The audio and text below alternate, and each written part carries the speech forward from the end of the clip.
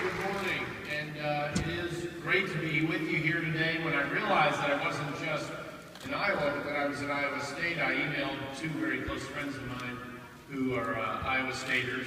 I've already figured that little quip out. And told them where I was, and one of them shot back and said, well, I just have one piece of advice. Don't wear black and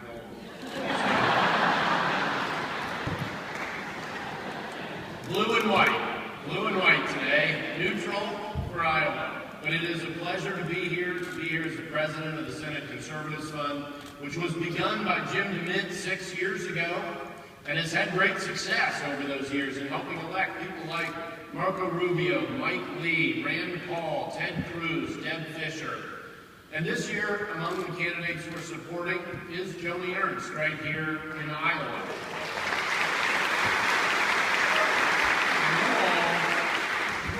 Real fight here in Iowa, and there's going to be a lot of eyes on Iowa in 2014, not just 2016, which I know is of great interest to many of you here. But I'm going to talk about the Senate, and I want to, for those of you who don't know about the Senate Conservatives Fund, first you can get more about us at senateconservatives.com, but we are the largest conservative group out there that has not left the social issues behind.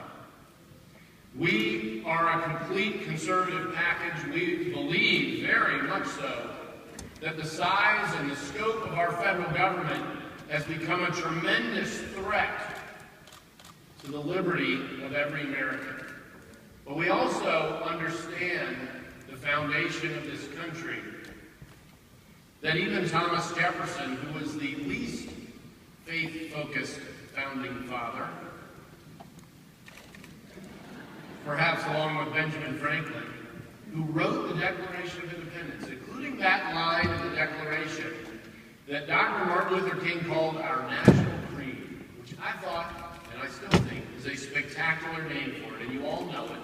We hold these truths to be self-evident, that all men are created equal, endowed by their Creator with certain unalienable rights.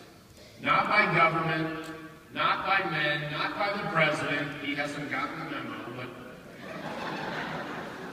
but by God. That was the least faith-focused founding father. Well, wouldn't it be great if that were the bottom rung today? And yet you, like me, walked in past an atheist protest. And I don't know what your reaction was, but I just felt sorry. I really did. I understand the cornerstone that our founders built this country on. And at the Senate Conservatives Fund, we don't support candidates that don't understand where that cornerstone lies.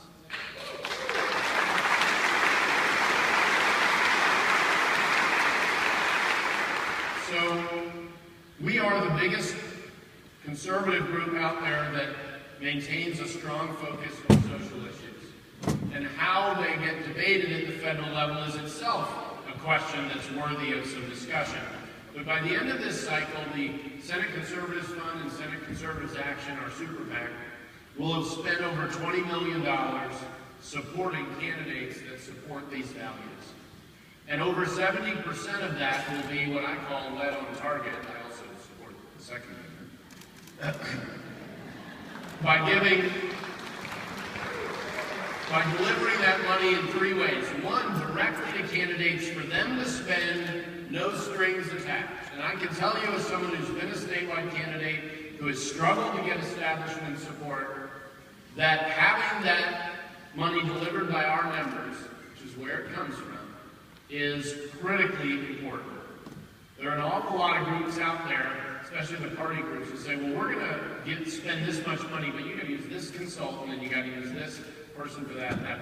So the candidate loses control of their campaign.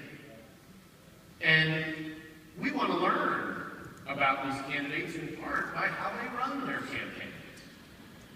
All of us, even those who support them. This is a test. It is a test. We also spend on independent expenditures ourselves, so we get into these races very heavily and support our candidates or oppose the other side. And then we also do issue advocacy about defunding Obamacare, about fighting the Export-Import Bank and other crony capitalism that is polluting our political system. Polluting it.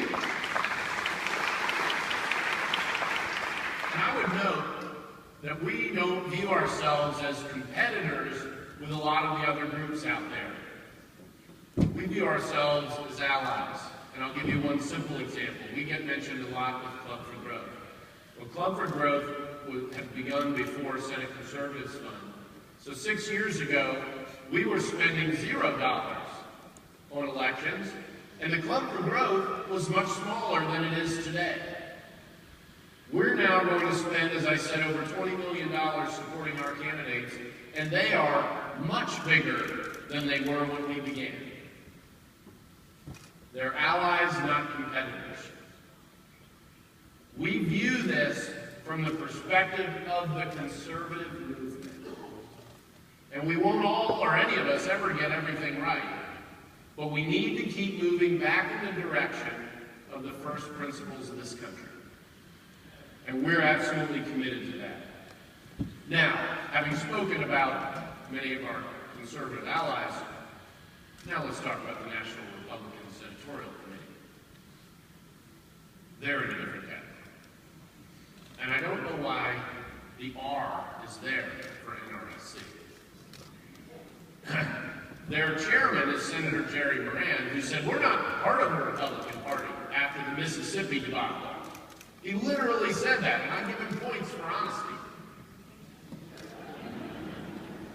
But for those of you that are Republican, why are you Republican? That's the question to ask. At Senate Conservatives Fund, we drilled down on why we're Republican. It's about the principles, not the party. It's about the principles. And we will keep that focus. And for those of you that watched the race in Mississippi, which was truly ugly, it was a terrible example of how campaigns ought to be. However, it was an excellent example of the complete abandonment of even the Republican Party platform, much less a deeper level of principle, by the NRSC and the establishment. They attacked the conservative for being conservative. They attacked Chris McDaniel, who was the candidate in the race supporting the Republican Party platform. Remember that. Remember that. It is critically important for organizations like this to organize around principles. It's also important to participate in the party, but don't ever think that one equals the other. The American people are the reservoir of principles in this country, and we continually need to remind the folks in Washington.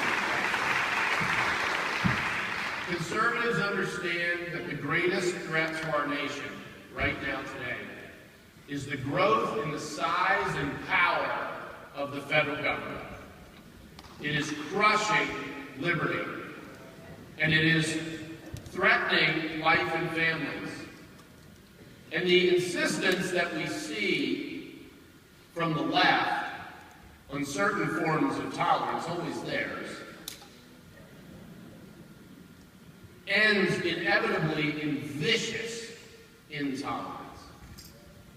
And that is not America. That is not where we come from. And it is not the guidepost that should lead this country or its leaders. Now, I'm from Virginia. Amen, brother. We have a proud and long history in this area. The growth of federal power and the potential for it was why founders like Patrick Henry, George Mason, future President James Monroe opposed the U.S. Constitution because they believed it allowed the accumulation of too much power in the federal government. We think of the Constitution today, we sort of take it for granted that it was always there, it was always going to come into being. But in Virginia, the vote was 88 to 80.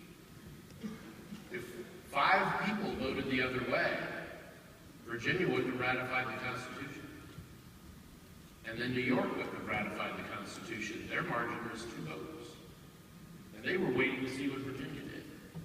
Now, maybe we can live without New York, but probably not Virginia.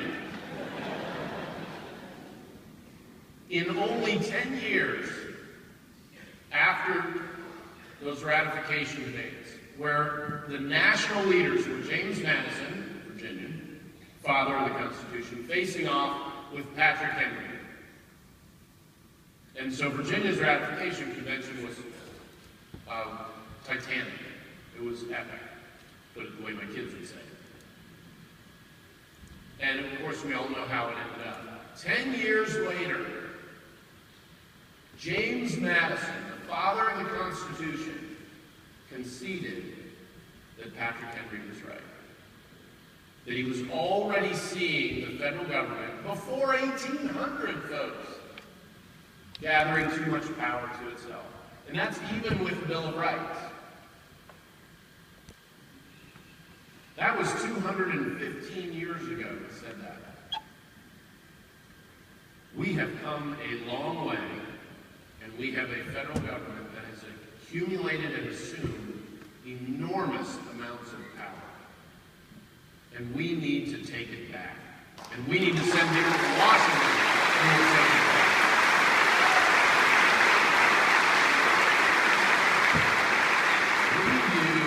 We view our candidates as the heirs to the founders' vision. The founders were imperfect like everyone is, but they got the principles right. They got the principles right of limited government, of the elevation of the individual, and the dignity of every individual, which they presumed. The notion that we would debate marriage, they'd have looked at you like you were cross-eyed. I still think it's kind of cross-eyed. And yet, that's a battle soon to go to the Supreme Court. And hopefully they won't make the same mistake they did on abortion. That they will leave that. They will leave marriage where it has always been, and that is as a prerogative of the states. And we need candidates to use that one example, because the states have fought on that. That's where that battle's gone on. We need candidates who don't think Washington has to do everything or even should do much of anything that others can do. We need to shrink it dramatically. When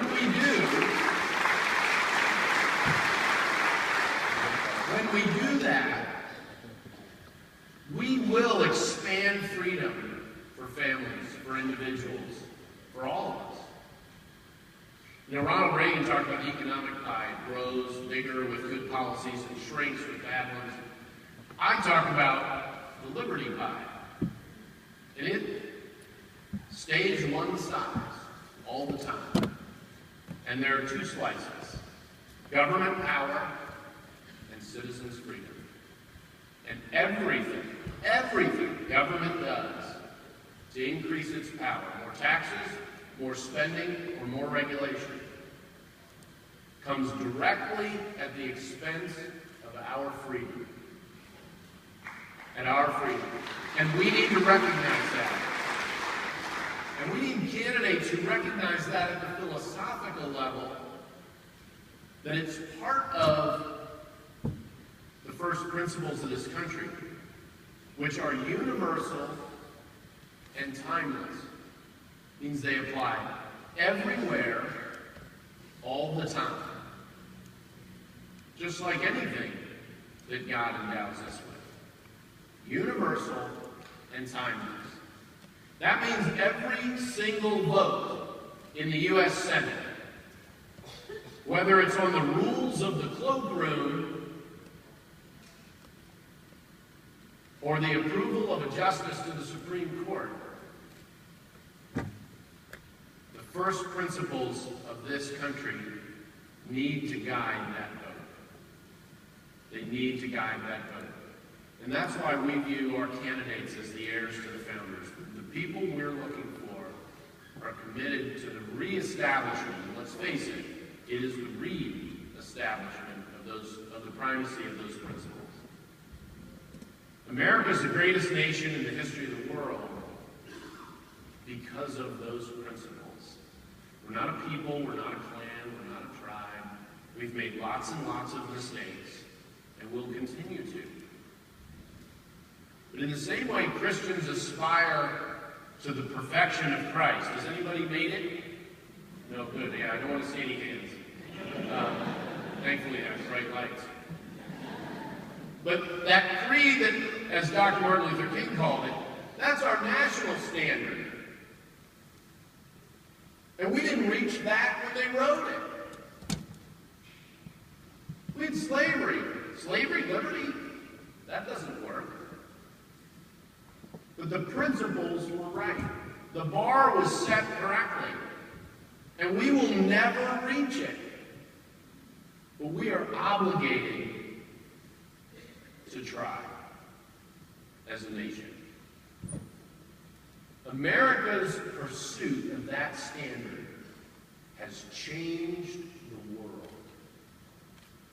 It has changed the world. And I'm glad to see so many of you here. I would urge you to be engaged. Join us at Senate Conservatives Fund. You've got a lot of other people you're going to hear from today. But I think of things in historical context. And so here's one I would offer for you.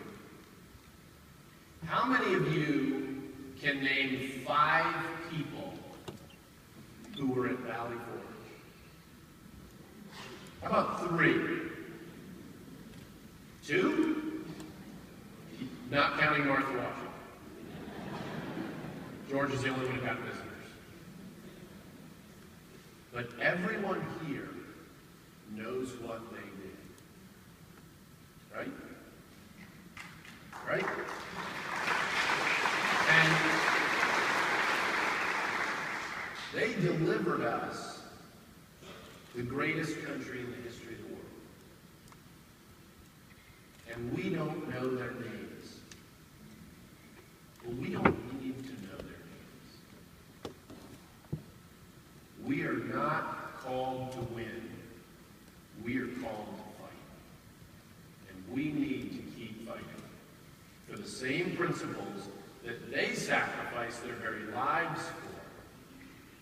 Because the battle rages every day. It's going on right here in Iowa and across our country.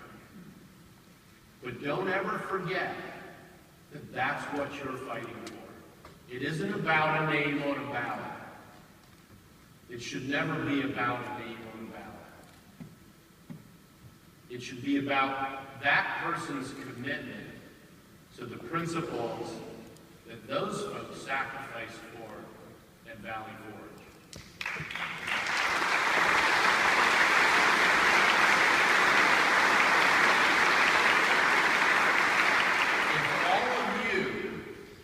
If all of you adopt that kind of commitment, that sort of sacrificial commitment, and one of the things they delivered to us is the fact that from now to Election Day, nobody's going to threaten you with the loss of your life to fight for these principles. They didn't have that luxury. They did not have that luxury. And I would suggest to you that we have no excuses to sit idly by. It's part of why I got back in after losing the governor's race. What Steve didn't tell you is before I was Attorney General of Virginia, I was a conservative in the state Senate, but it was in Northern Virginia, which is liberal. So I was covered by the Endangered Species Act. And I never had a day's rest. Literally never had a day's rest. Won one of my state Senate races in a recount.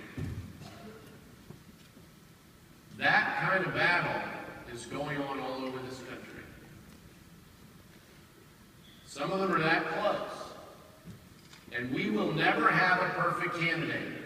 Don't look for one. Don't look for one. But get behind the ones that make these principles their guideposts.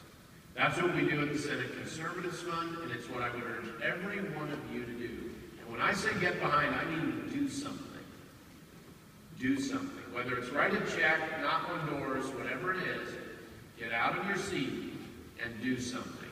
And together, we will take this country back and reestablish the first principles and make the Founding Fathers proud of America again.